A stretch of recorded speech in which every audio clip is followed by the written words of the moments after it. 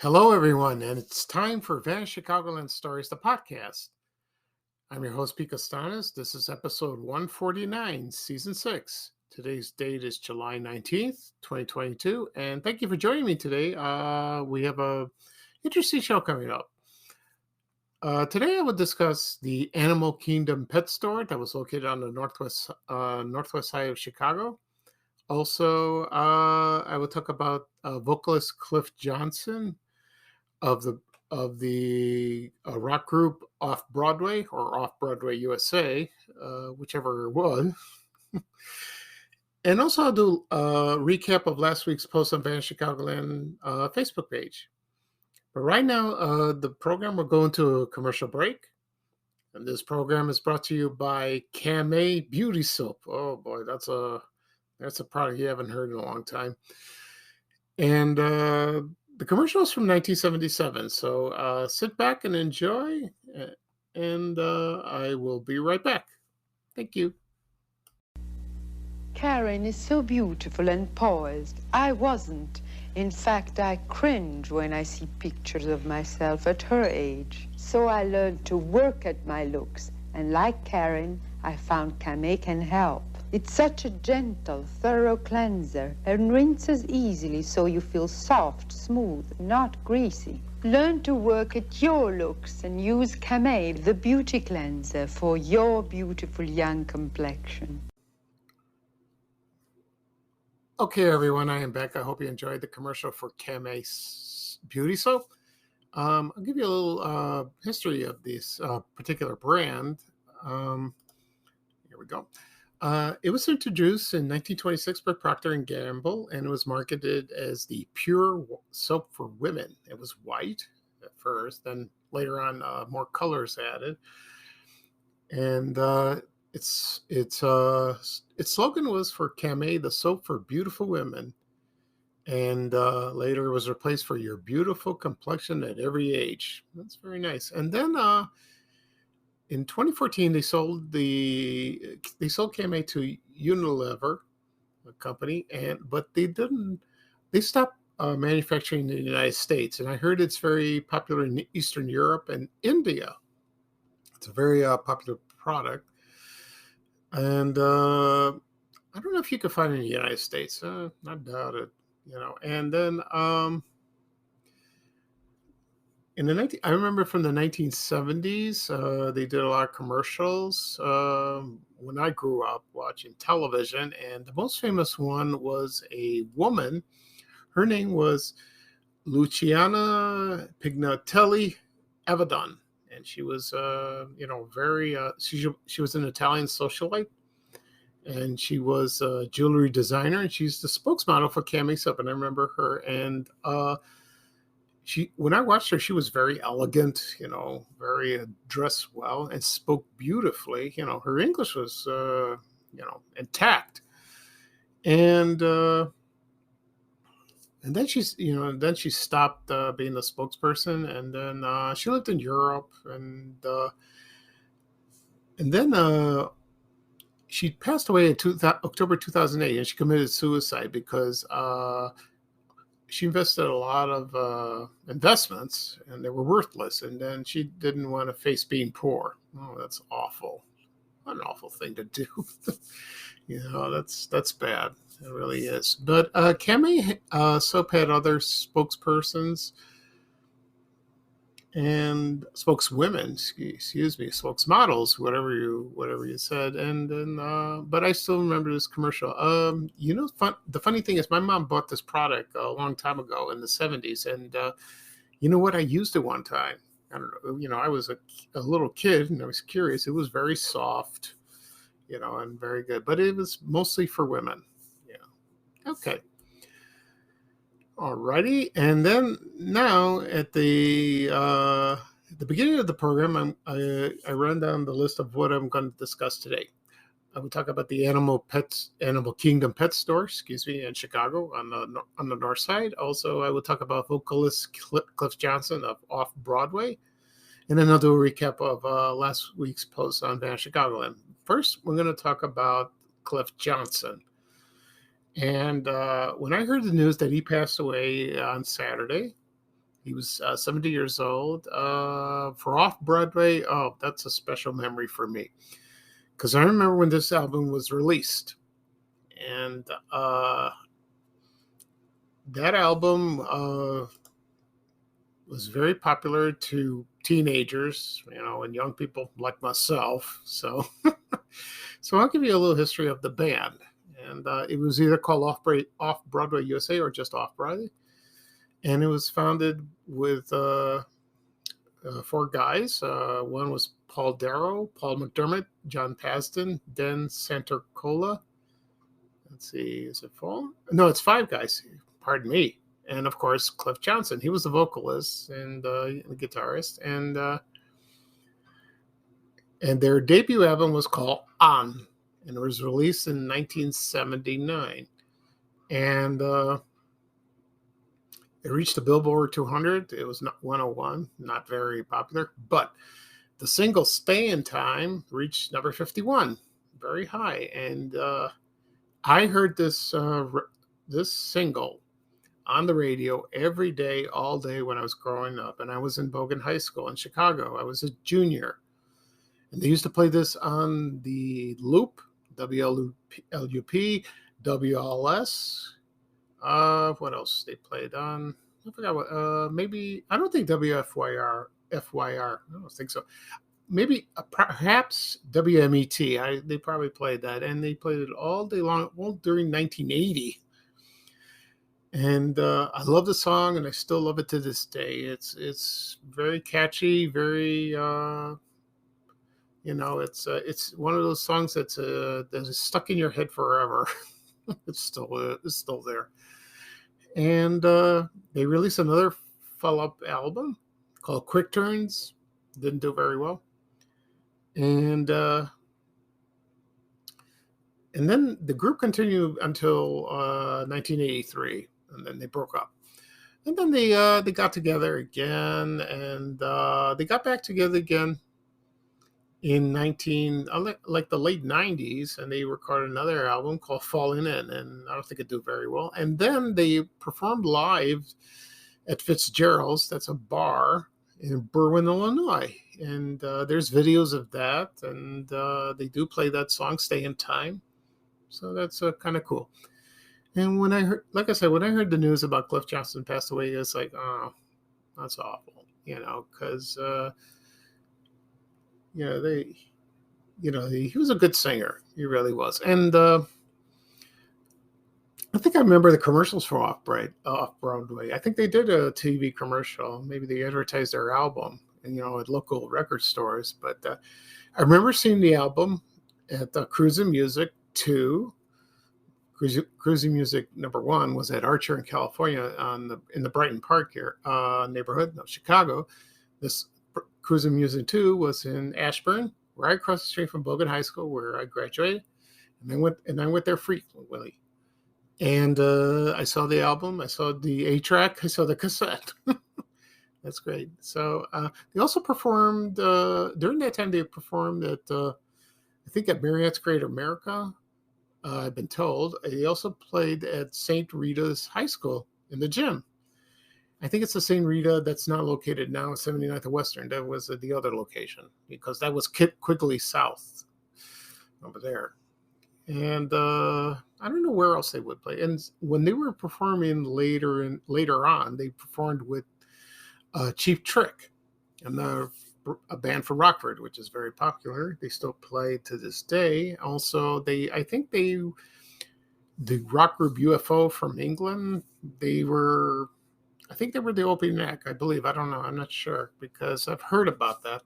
I think they played in Wisconsin, and I heard they played at the Granada Theater, the International Amphitheater. They played everywhere locally, so that's kind of nice. It really is. So that's a shame. So my condolences to Cliff Johnson's family. Okay. Next up, I will talk about the Animal Kingdom Pet Store. Now, this was a very not unusual. Well, the pet store was it's just a pet store. That's not the unusual part. What's the unusual part is that they sold exotic animals, not ordinary animals like dogs, cats, parakeets, fish. No, they did sell that, but they also sold other animals as well. So I'll give you a little history of that. Okay. And here we go. And the store opened in 1944. It was first located at 3021 North Milwaukee Avenue in Chicago in the Avedon neighborhood. And the owner was Bernie Hoffman. Then later on, it moved down the street at 2980 North Milwaukee. And later on, it was owned by Bernie Hoffman's son, Robert Hoffman, and his wife, Sandra. At first, it started, as a traditional pet store selling puppies, kittens, fish, parakeets, and then later on, exotic animals were added, and that was largely due when television was growing. It became very popular, and then there were people started to rent animals for TV show appearances. I think like maybe Bozo Circus, they probably did that, or it's possible. And then it started when there was a magician. He came in and he requested two doves to use in his act. You see when a magician performs his magic and he uses two doves. And and then that took off. And then later on, it was the house, the pets were added, and there was monkeys, tigers, exotic birds.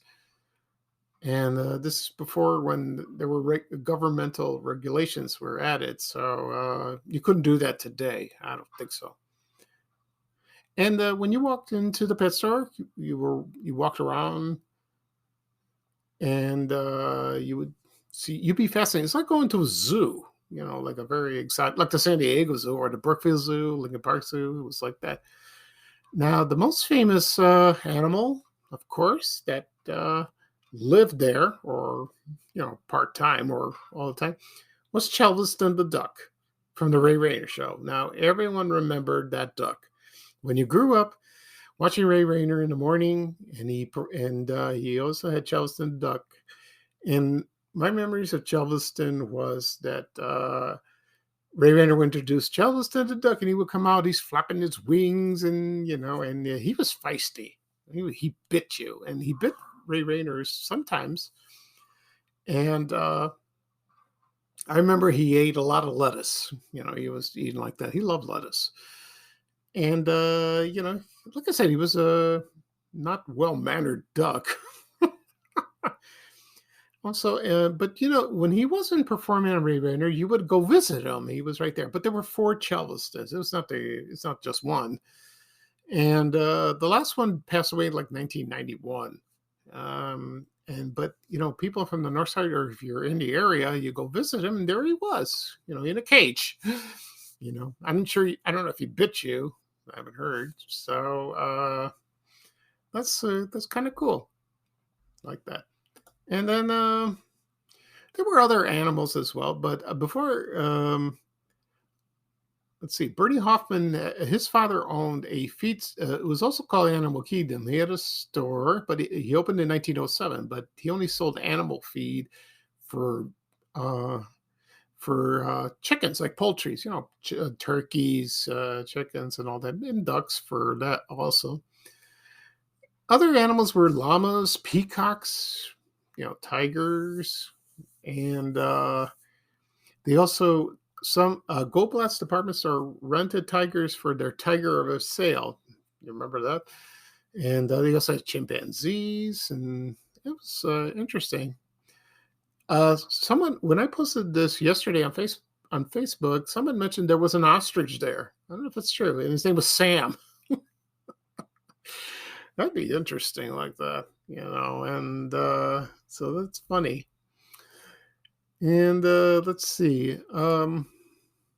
There was also a small elephant there called Little Audrey. And Little Audrey appeared on Super Circus. That was a children's television show in the 50s. I don't know, a lot of people remember that or have heard of it. And there was a tiger. Like I said, there was a tiger.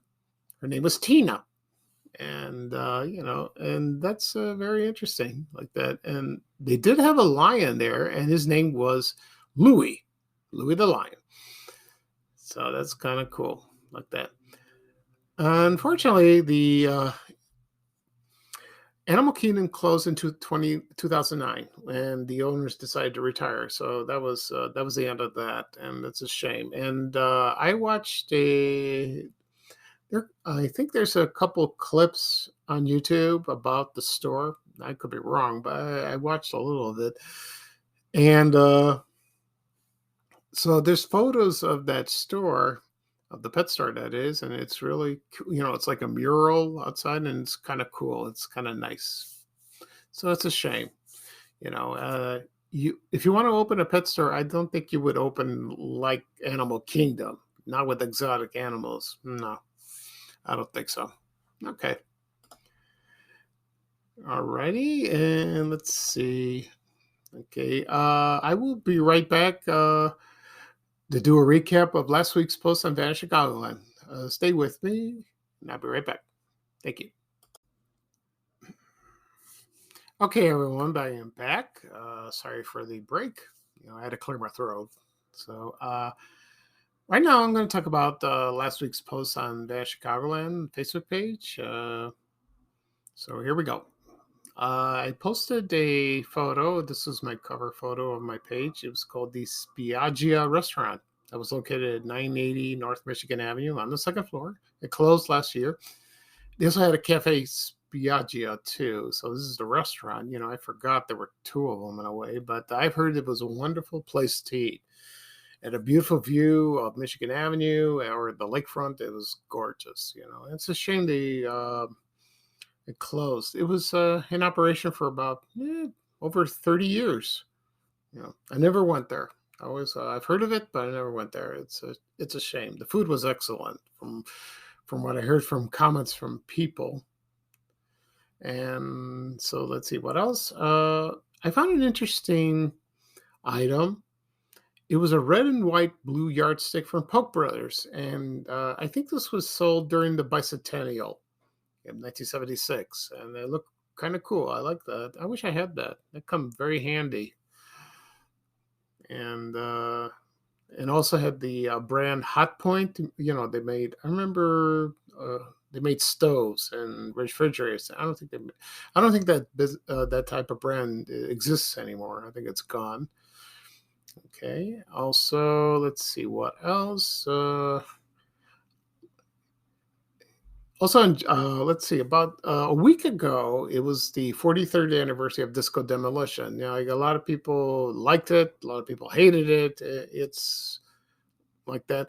I wrote a story in my blog, Chicagoland.blog, excuse me. And I was in Athens, Greece at the time, visiting my relatives. So it was me, my brothers, my mom. My father didn't come because he had to work. And that was my second time going to Greece. So the first time I was in 1970, I was 6 years old. I think I was six. No, I was not six. Yeah, I'm sorry. I was 6 years old. I'm sorry. And in 1970, I stayed for about 3 months, and I went back to school in October. I was late. But in 1979, I went there for just 2 months, and the Disco Demolition occurred while I was there. And I had no idea what was going on until a friend of my brother's wrote a letter to him telling him what was happening. But I was oblivious. I don't know what was going on. So when we returned in mid-August, everyone in our neighborhood told us about it, and there were a few kids in my class at Bogan High School went there. And it was like, oh, God, I missed this. I wish I went. Because it was historical. It was like, it was infamous, You could watch news reports on YouTube about it. And, Steve Dahl was there. He blew up the records, disco records, that is. It's very controversial. It still is to this day. It really was. But that's the way it went. Oh, boy. Okay. Next up, about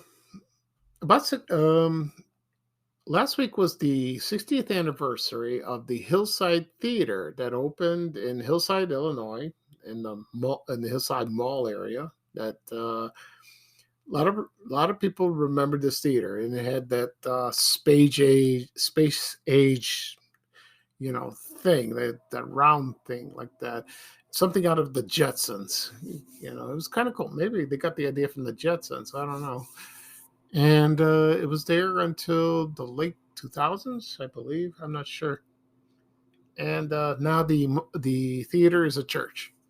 But a lot of people have many memories of that theater. They love the theater, and so it's that's a shame. It really is. So they love the mall. The mall has changed somewhat. It's not a mall really. It's like a shopping center, but it's not. I think first it was outdoor, then it was indoor, and then that was that. Okay. Next up, I found a photo from the Chicago Tribune. It was from 2002, and it was a photo of 5 cell phones from Motorola, and they were flip phones. And I remember these. I had a flip phone. I had a Razor, and I had a cool blue one. I have them all in my drawer. I haven't got rid of. I don't know. I can't get rid of them because I don't know. They were special. What's special about these flip phones? You couldn't text as you do today. You can't text. You can't open apps. No, it's either you have voicemail or you see who's calling you. That's all you did. So you just talk. And that's it. You just talk to this person, which sounds very quaint when you look back to it. Well, it's a nice photo, and people loved it, seeing that, and they always says, I had this phone, that, some people like flip phones. I like them too, because when you flip it, you put it in your pocket, that's kind of nice. Okay. Also, I posted a menu from the Old Barn Restaurant that was located at 8100 South Parkside Avenue in Burbank. It was like State Road and Central. And when I posted that menu, oh my God, it became very popular. People love that restaurant. They miss it to this day. And they had wonderful food. And I went there twice. I think once or twice, I believe. Yeah, twice I did. And I remember the dinner rolls. Oh, delicious. I don't remember what I ate. I don't remember. This was in the 80s.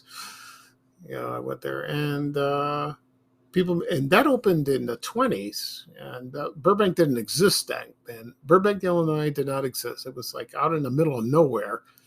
And I heard Al Capone dying there, and some gangsters, and it was a great venue. Also, a lot of people remembered there was a bartender named Ernie, and he performed magic tricks, and he was very entertaining. I didn't see Ernie when I went there. I don't know why. Maybe I had the day off. And I wish I had seen him. So I heard he's wonderful. I don't know if he's still alive or not. I don't know. I don't even know his last name. So maybe we'll do a internet search and try to find him, or ask somebody. That'd be kind of cool. He probably has some interesting stories. Yeah, so the Old Barn, I still miss it to this day. Okay. Also, I posted a photo of Frazier Thomas, who hosted Family Classics, also did Bozo Circus. We all know Family Classics first aired on Friday nights, and then it moved to Sunday afternoons, where it remained until it was canceled. And the reason I posted this photo is I will do the 60th anniversary of Family Classics will be in September. And I will create a video, write a story on my blog about my memories, and I will also do a podcast, and I will talk about my memories as well. So it'd be kind of fun. I did a similar project 2 years prior.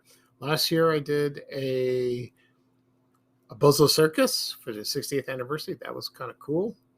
And the other one in 2020, I did the 50th anniversary of Creature Features. I created videos. I wrote a story of them. I did a podcast of Bozo Circus last year, and also did a podcast of Creature Features. But in 2020, I didn't do a podcast. I delayed that. I was going to start it, but I got sick prostate cancer, and I was recovering, did radiation. So I started my podcast in March 2021. And then for the 50th episode of Chicagoland Stories, I did a podcast of creature features. So look for, keep an eye on family classics in the fall. And, I'll post little teasers and photos and to let everyone know it is coming. So it'll be a lot of fun. I enjoy it. It's a lot of work, but I enjoy it. I don't mind. It's great. Okay. Also coming up next, I posted another menu. This is from Eli's Steakhouse. That was located at 215 East Chicago Avenue in Chicago. And the business is gone, but their cheesecakes they still make them, and it's delicious. I love them. They're kind of pricey, but they're good. Oh, and I think you can purchase where the factory is. It's on the northwest side. I think what's the street? Forest Preserve Drive, around there, near Belmont or Addison, around there. I passed by one day and I forgot. But I heard the restaurant was wonderful. Excuse me. It was a great place to eat. It really was. And people miss it. They really do. Okay. Let's see. Sunday was National Ice Cream Day. That was on the 17th. And I found a pamphlet of Bressler's 33 flavors. And it listed all the flavors of the ice cream and also the locations, not just Chicago, but in other cities as well. And it's kind of cool. I remember the Bresslers at Fort City Mall. It was there a long time at the food court. And I've had a couple times when I lived in the area, and it was pretty good. I miss it. And it was founded in Chicago. And I think their headquarters was at 4000 West Belden Avenue in Chicago on the north side. That's on Pulaski, around there. So that's it's like Seal Test. Remember that? Yeah, so that's that. Another photo I posted, of course, was Salerno cookies. Now, Salerno butter cookies are still made, not in Chicago. They had their factory first in the west side, like Division Street and Costner. Then they moved it to Niles, and people who lived in that area remember the smell of that. And so it was a photo of not just butter cookies, it was also peanut butter and graham crackers and Royal Stripes, my favorites. I still love them. Keebler makes those. It doesn't taste like Salerno. They're good, but there was something different. There was something distinctive about that, about the Salerno Royal Stripes. Oh, I love those. That's great. And I posted this about a couple of days ago, and people are still talking about it.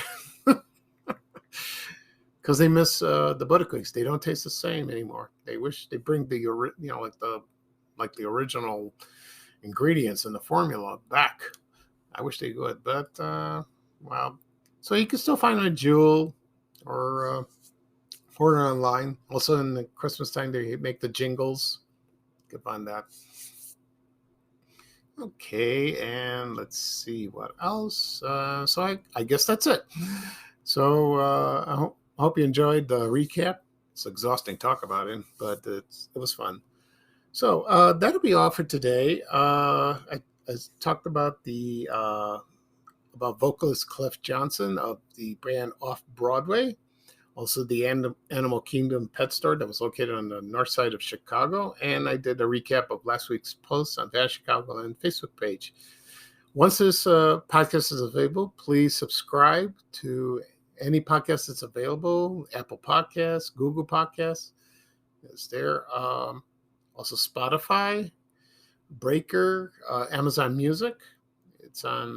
Let's see, and I have a YouTube channel called Van Chicagoland Stories. You can listen in. It should be ready this afternoon. So just keep an eye and do a search. Also, it'll be on my social media accounts, Twitter, Facebook, as well, and so that's it. So I will do another episode next weekend. It's 150 We'll do something. I'll do something special. I have an idea of what I will talk about, but give it some thought. We will see.